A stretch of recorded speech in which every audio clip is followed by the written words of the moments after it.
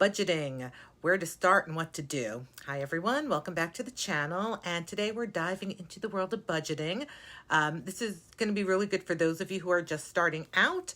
Budgeting can seem a little bit overwhelming, but with the right approach, it can be a powerful tool to help you take control of your finances and to get out of debt.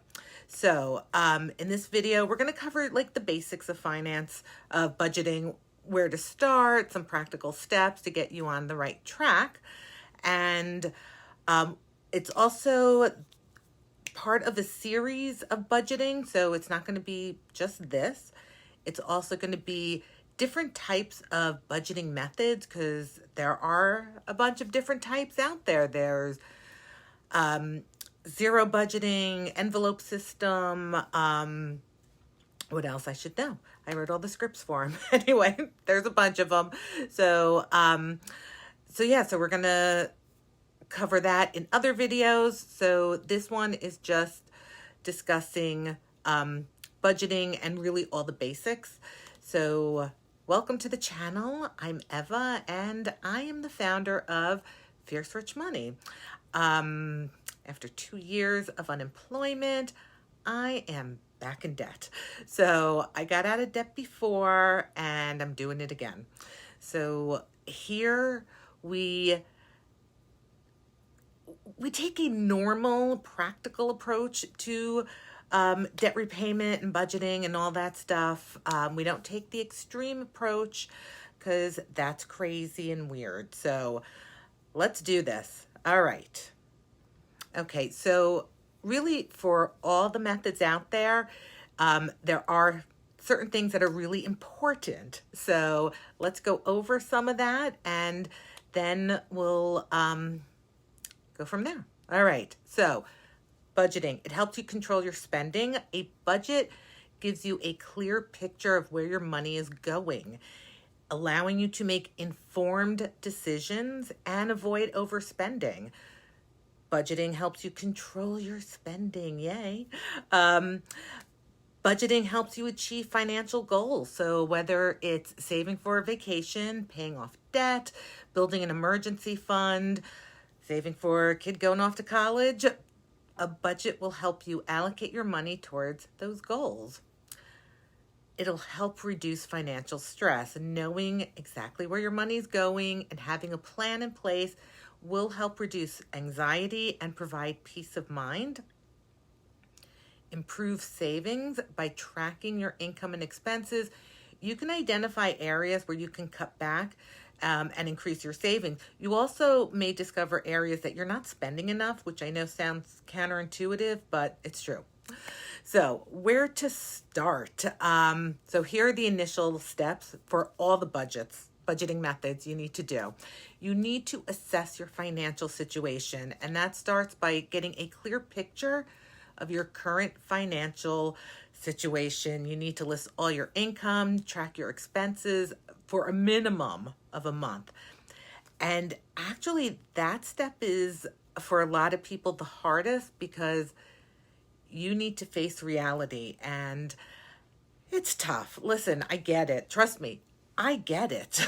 Like, it's not fun, but you got to do it. I'm sorry. I wish there was a way around it, but there isn't. You have to face reality and completely assess the situation. And you know what? Maybe for some of you, it's not as bad as you thought it was. Like, that would be great, wouldn't it? So assess your situation. You need to set financial goals. Define what you want to achieve with your budget. So this could be anything from paying off debt, saving for a down payment, building an emergency fund. You need goals. All right. Choosing the budgeting method. So again, there are so many, and we're going to cover them in separate videos. We'll do like a quick thing here, but definitely each one's going to have a separate video. Create a budget using the information from your financial assessment. You need to outline your income, your expenses, any goals you have. You know what? Sometimes the goal is just to break even, which is an important goal. As you go through each week, each month, you will have to adjust your budget. Some months you may need to allocate more towards transportation because you're taking a driving trip or a road trip. So you definitely need to be on top of it. And you may have, Christmas at your house or the holidays. So definitely making adjustments as needed will help you stay on track. So let's take a quick look at the different budgeting methods that are popular. And, it's not like you only have to do this one. Like you can take pieces from all of them. So don't feel like, like that's it, blinders on, this is the one I'm doing. Like it's called personal finance for a reason. Because it's personal to you, all right? So what works for me may not work for you. And guess what? That's okay. That is really okay. You need to do what's right for you. You're not an idiot. So you can figure out what works for you. All right. So one of the most popular is the zero-based budgeting, and this method involves basically giving every dollar a job, right? So it's either going to go to an expense, to savings, debt repayment, but each dollar is going to be working, and at the end of the month, it should go to zero. All right, that's why it's zero. So again, there are pros and cons to this one. A pro is it provides a very detailed view of your spending and ensures you're using your money intentionally. Con, it is time consuming and does require constant tracking. Then there are the percentage-based ones like 50-30-20, 60-20-20, and this divides your income into 3 categories. You've got 50% for needs or 60%, a percentage for wants, and a percentage for savings or debt repayment. All right, pros, simple, easy to follow, flexible, where you allocate your money. Cons may not work well for those with irregular income or specific financial goals, which is why we have to get a month ahead of our bills. That's so important. I've got videos. I know definitely one video on that. And that is really like the biggest key is getting a month ahead, especially if you have a regular income. All right. Envelope budgeting. So this involves basically cash into envelopes for different spending categories. You've got groceries, entertainment, dining out. Pro, you know what? We always spend less when we're paying cash. The cons, it is less practical. We live in a digital world where, like most transactions are done electronically. I know I was looking to get tickets to a watch party for a baseball game. I'm a big baseball fan. And it actually said in the ad that the stadium is a cash-free location. Like, I couldn't believe it. So, I mean, I can believe it, but I was really surprised. I'm glad they mentioned that in there. So you had to have a credit card or a debit card to go. Value-based budgeting. So this method focuses on spending money on what truly matters to you and cutting back on the things that don't align with your values. So the pros aligns with your personal values and priorities, and that's a good thing. The cons, it can be subjective and may require frequent reassessment. Pay yourself first budgeting.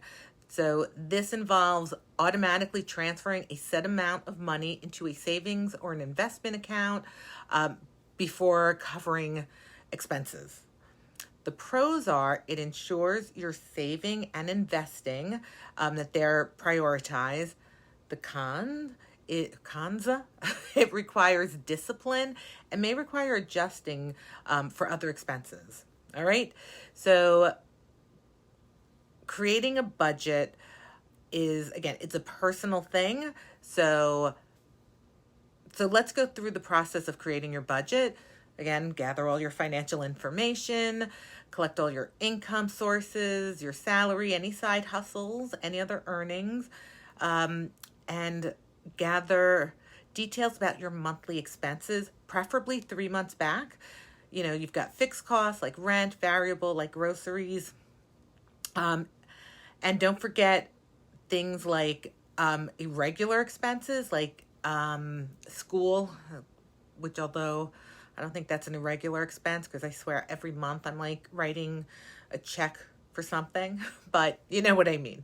So like school pictures, birthdays, holidays, summer camp, that was always a big one for me that ate up a lot of my money. But you know what, it is what it is. He always loved it, so that's really all that mattered. All right, so you've categorized your expenses again into fixed and variable. Again, fixed are regular, predictable, like rent. Variable expenses change month to month, like, you know what, groceries, entertainment, even energy bills. So calculate your total income and expenses, add up your total income and expenses, and see if you have a surplus or a deficit. Allocate your income based on your chosen budgeting method. And, you know, you figure it out. You'll see the different categories that cover your needs, your wants, your savings, debt repayment. And again, it's personal finance, so you do the one that works for you.